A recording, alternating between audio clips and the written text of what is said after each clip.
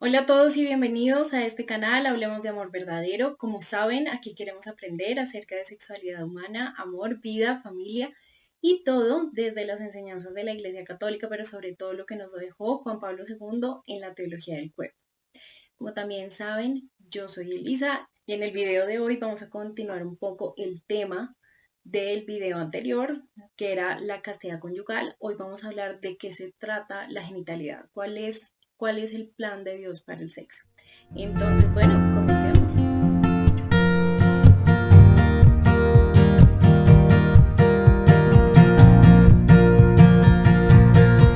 Entonces, para comenzar este tema, tenemos que recordar que la castidad se trata de saber amar de manera pura, ¿cierto? Y que el amor se trata de poder ser sacramentos de Dios, ¿cierto? De demostrarle a las demás personas que hay un Dios y a través de nuestro amor hacer presente al otro que efectivamente Dios los ama, ¿cierto? Y bueno, dijimos que en el caso de la castidad conyugal, la imagen de Dios que estamos siendo imagen de la Santísima Trinidad, ¿cierto? De la comunión de personas entre el Padre, el Hijo y el Espíritu Santo. Entonces, básicamente de este se trata el plan de Dios para el sexo, ¿cierto? ¿Por qué fue el hombre creado varón y mujer? Porque Dios quería que los seres humanos fueran capaces de crear esta comunión de personas, ¿cierto? Y eso quiere decir que el cuerpo humano, desde el momento de su creación, tiene un significado nupcial, ¿cierto? ¿Para qué está hecho y de qué se trata? Pues se trata de poder hacer la unión conyugal. Y cuando las personas se casan, ¿cierto? Vienen a ser una sola carne con su cónyuge, ¿cierto? Eso nos habla de lo que es la unidad original entre varón y mujer, ¿cierto? El hombre creado en dos seres separados que al unirse conyugalmente crean la totalidad del hombre, ¿cierto? Alcanzan a tener todo lo que la humanidad puede llegar a ser. El punto es que cuando comenzó la historia, pues esta unidad estaba protegida por la inocencia original. Y la inocencia original, acuérdense que una de sus consecuencias fundamentales es la integridad. La integridad significaba que el cuerpo, el alma y el espíritu estaban las tres integradas, ¿cierto? Coordinadas en el mismo fin. Y este fin era el amor, ¿cierto? De tal manera que no es que primero que todo, no hay una tendencia hacia lo malo, pero además cuerpo y alma y espíritu todos deseaban lo mismo, ¿cierto? Estaban coordinados, integrados, literalmente. Y eso significa que el instinto sexual o esta tendencia sexual, porque acuérdense que en los seres humanos la sexualidad no es un instinto, ¿cierto? Pero esta tendencia era una tendencia pura e inocente que quiere decir que era el deseo de amar a las personas, de amar al otro, al cónyuge, como Dios nos ama a nosotros. ¿Cierto? Se trataba de esto, de esta entrega pura y completa. Pero entonces comienza el pecado y obviamente comienza primero que todo la ruptura entre los tres elementos del ser humano. Eso quiere decir que perdemos nuestra integridad porque efectivamente el cuerpo va por su lado y tiene sus propios deseos que contradicen a los del espíritu que también va por su lado. Y lo mismo el alma se va por cada cual jala para su propia tendencia, como quien dice, de tal manera que las personas no pueden escoger lo que es bueno para los tres. Y lo segundo que pasa es, acuérdense que con el pecado original el ser humano no es suficiente, ¿cierto? Y comienza la idea de no querer entregarse por el miedo a ser utilizado, a ser poseído, ¿cierto? Y además comienza el deseo de utilizar y poseer.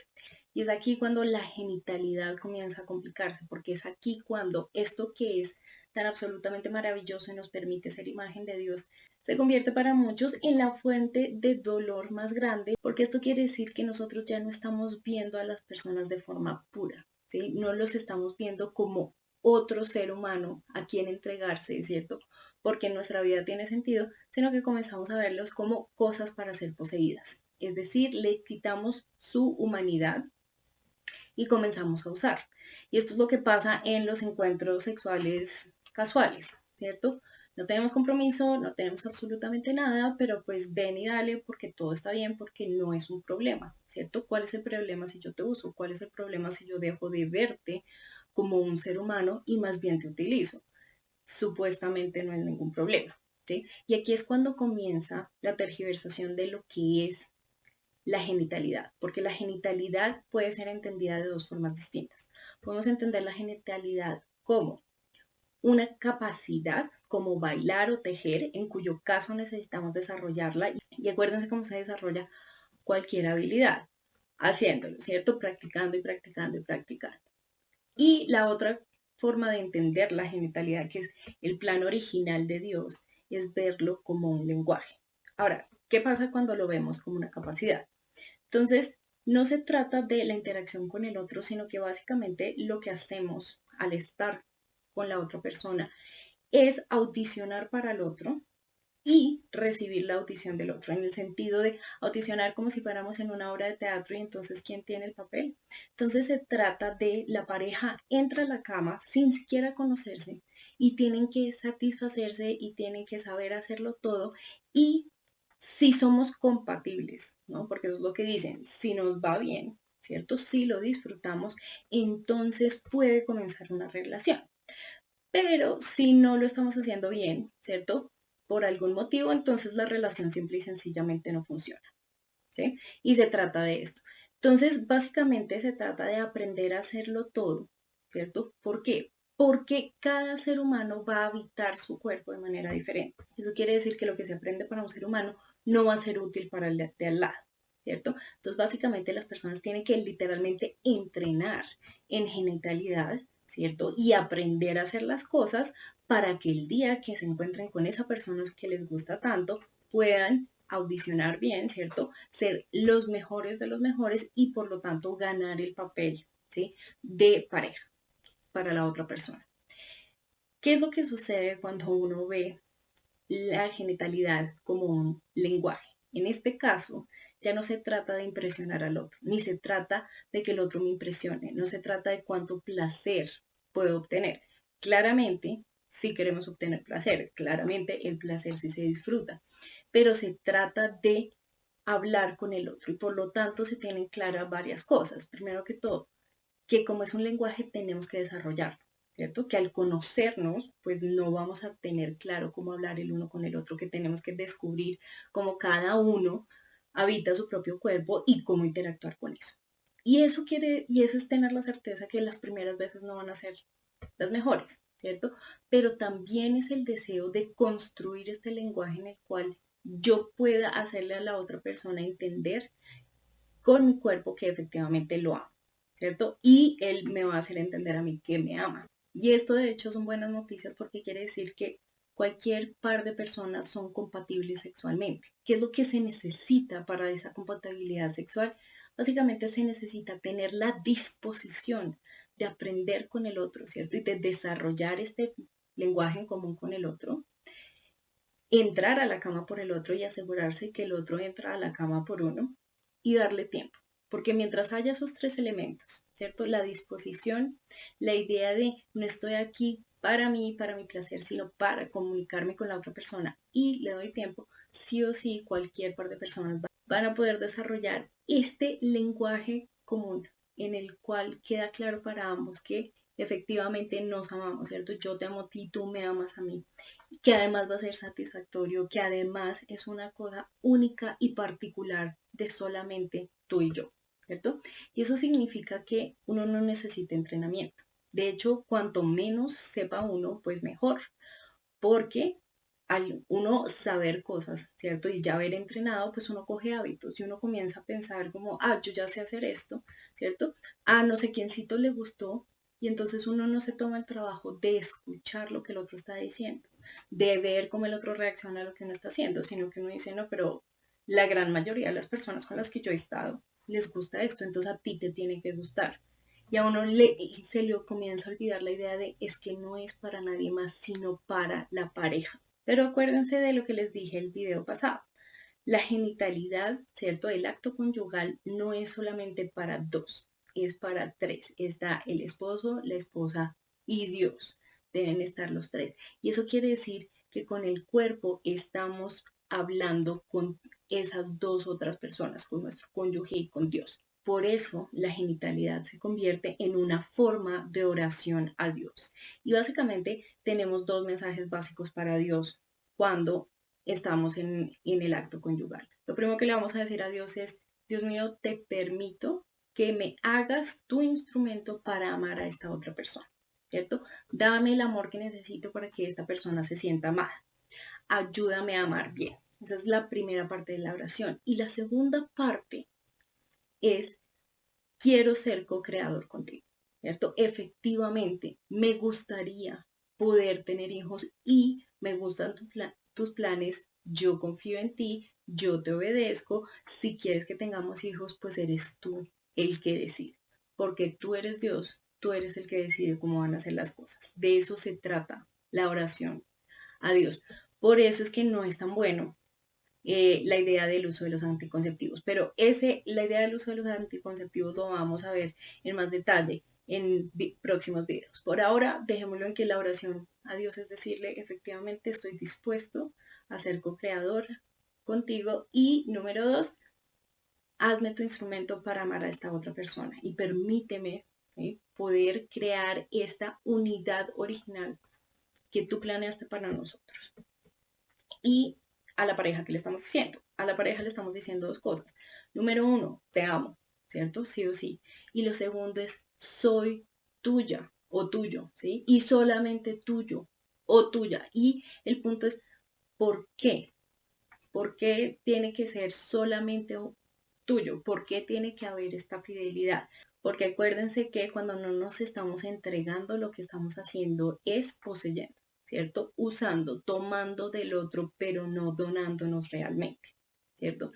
Y eso significa que la persona ya no es vista, la otra persona, nuestro cónyuge, no es visto como una persona, como un ser humano, sino como un objeto para nuestro placer, ¿cierto?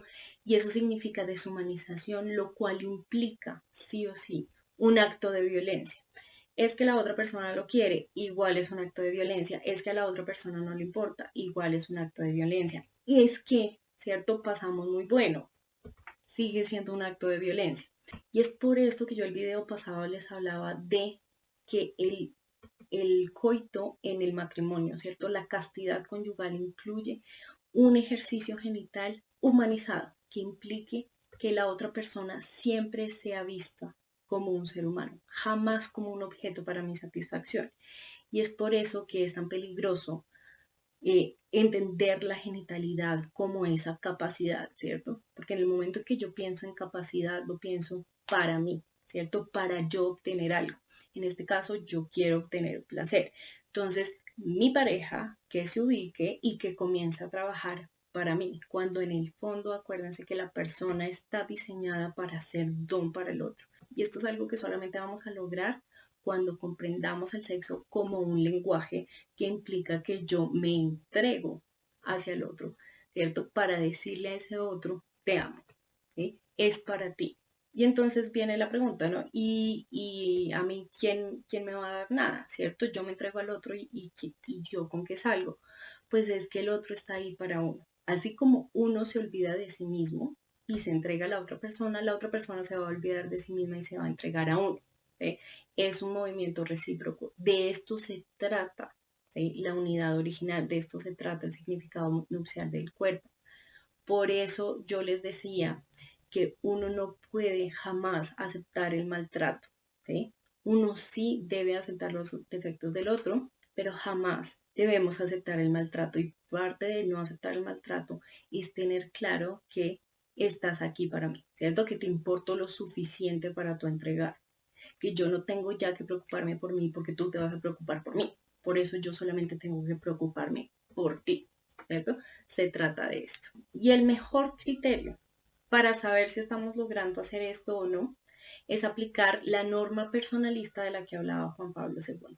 Juan Pablo II nos decía, el ser humano es un bien tal que solo el amor es la actitud adecuada hacia ellos.